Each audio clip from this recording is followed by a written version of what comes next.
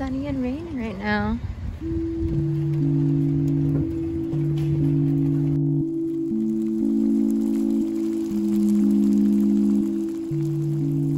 The best way for me to describe the month of June is with the word strange. This month felt very, very strange. It all started with notice that a main pipeline had broken in the middle of the city, and after that, many other subsequent pipelines also broke. As I was boiling our water for safety reasons, I couldn't help but think about how strange all of this felt. I also felt strange in my body. I was getting these foreign back pains, and I apparently had a low blood pressure problem that I didn't understand at all. At the same time, the weather was starting to turn and the temperatures were rising. We were very much getting ushered into the summertime, which is so exciting and full of activities. I think seasonal transitions come with a lot of oddities of their own as well, especially a season that is so full.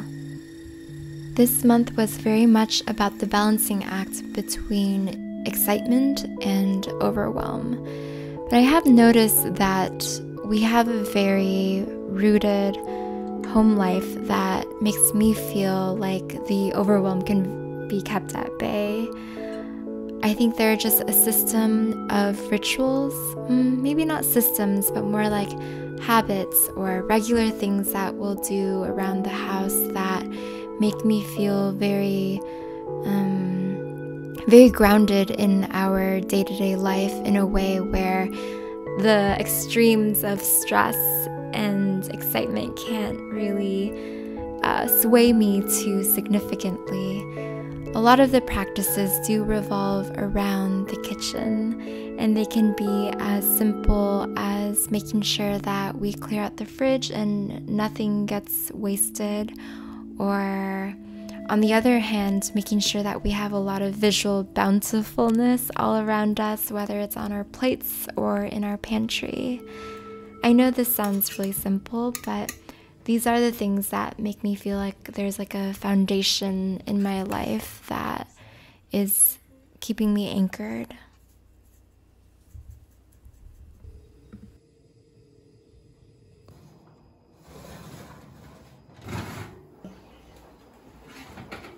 Woo! Look at that, guys. Beautiful.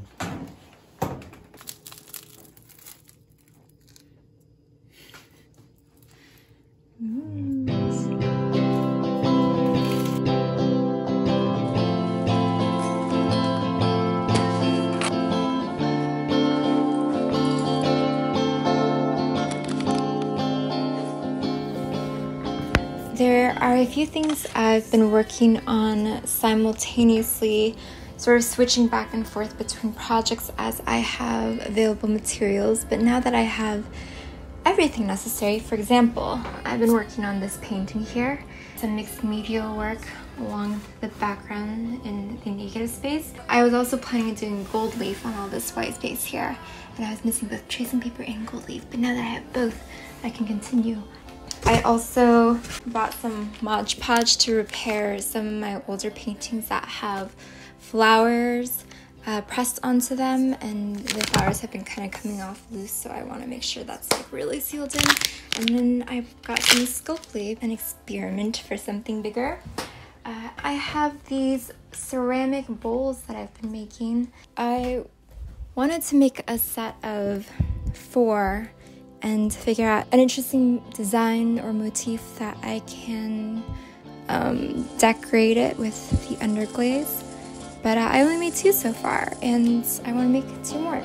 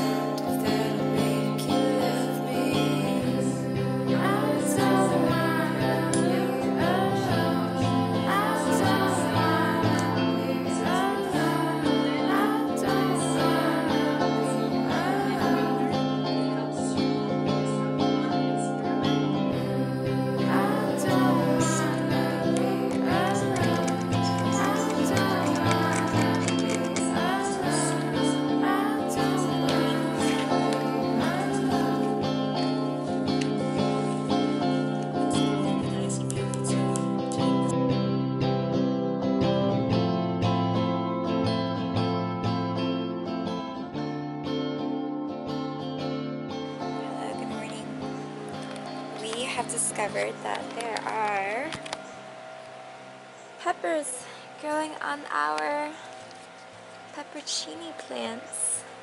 The other day it was like totally tipped over and we've been battling squirrels, so this is especially exciting because I definitely didn't expect us to get any this season.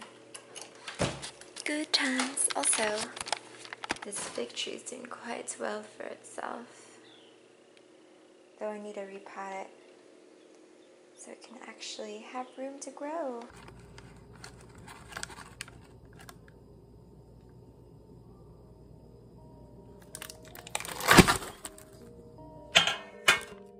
This month was my brother Leno's birthday. I am very glad he lives much closer now so that we can actually celebrate this day together. Every year I try to make him a cake, and this year he requested something citrusy. And here we have it, an upside down ombre citrus cake. It had hints of bitterness, a subtle sweetness, and a full blast of citrus flavor, and I think he liked it.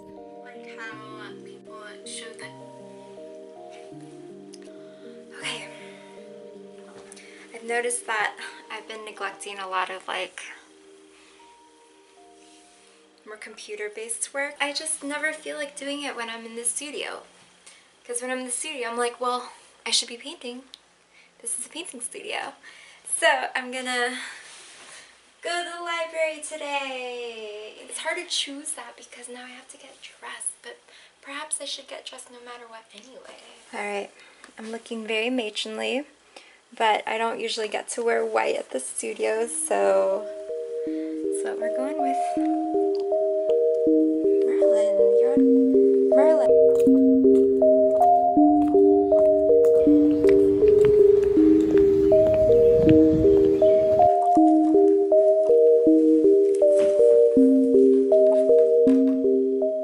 So, I picked up a few books that I think will be nice to have alongside me for the next month or so. First is the Diary of Nin. I've never actually heard how to say her name, I've only read it in my head. There's also the Diary of Susan Sontag. It's actually her journals and notebooks. The audio gets a little bit crazy here because of all the noise I make from crinkling the book covers, but essentially what I'm saying is that I think it's interesting to read how other people keep their journals and shape their entries.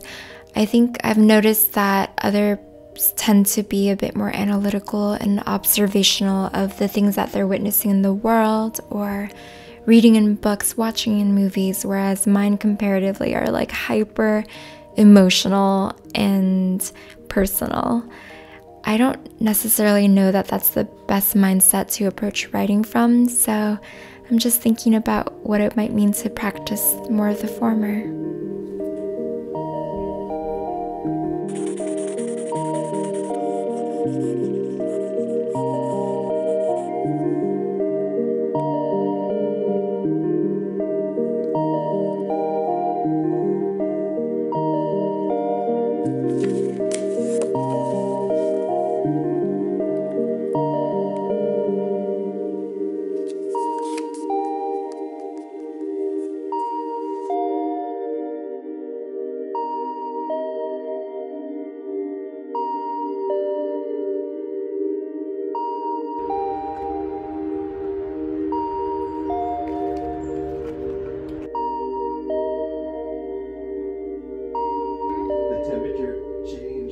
It's much colder down there, huh? They're like not a-hole Airbnb owners. Yeah. Where it's like, Clean before you dishwasher, leave. start the dishwasher, put the laundry and start the laundry.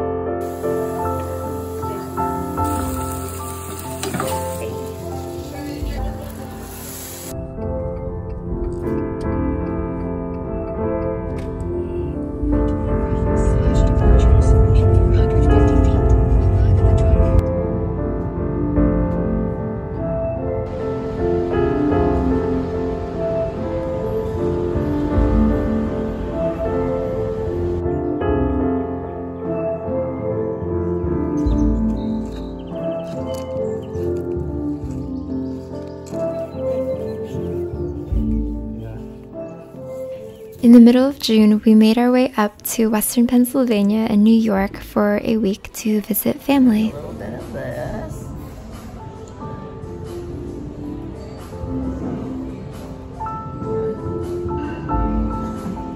Wow. They did a good job. That is delicious. While we were there, we got to celebrate 2 grandmother birthdays, which is very much a treat. We also had a day in Pittsburgh where we got to see so much art. It was also my first time really experiencing the city, and I love that I got to do it through the lens of Jack and Di's stories. It's also very fun to be able to see the location of where things happened as you're listening to the story play out. We started the day in the Andy Warhol Museum and then finished it at the Frick Museum. These are some of my favorite pieces that I saw.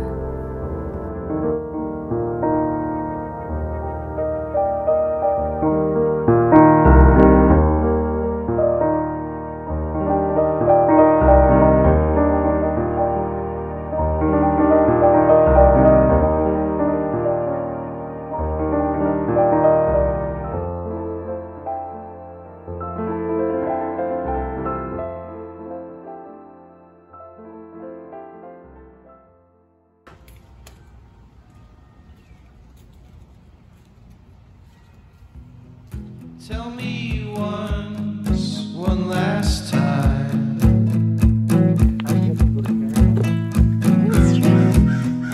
how to read, how to rhyme.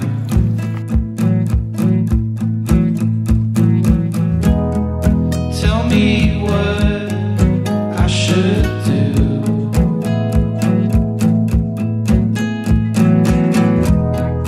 Tell me how to be like you. Yeah, it's a limited thing.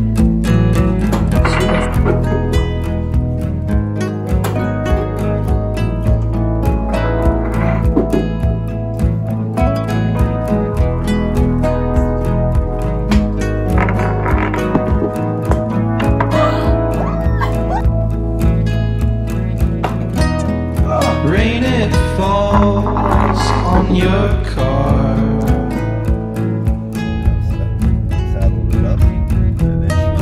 Tell me why it gets so hard.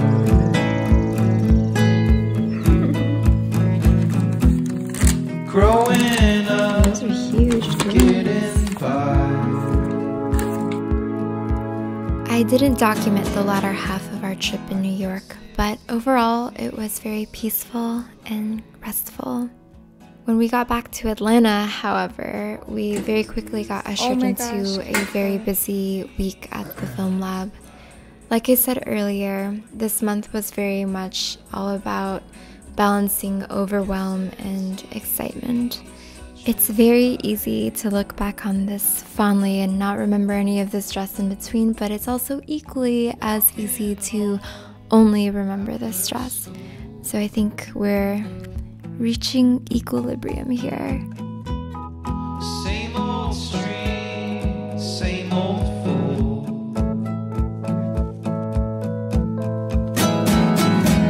She held my hand that fateful night.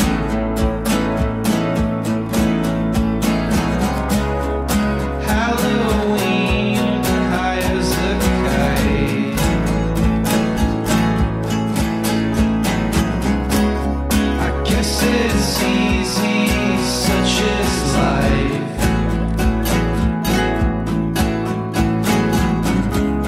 I guess it's easy, such is life.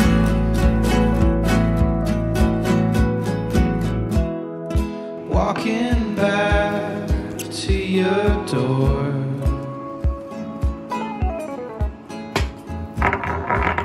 When I'm with you.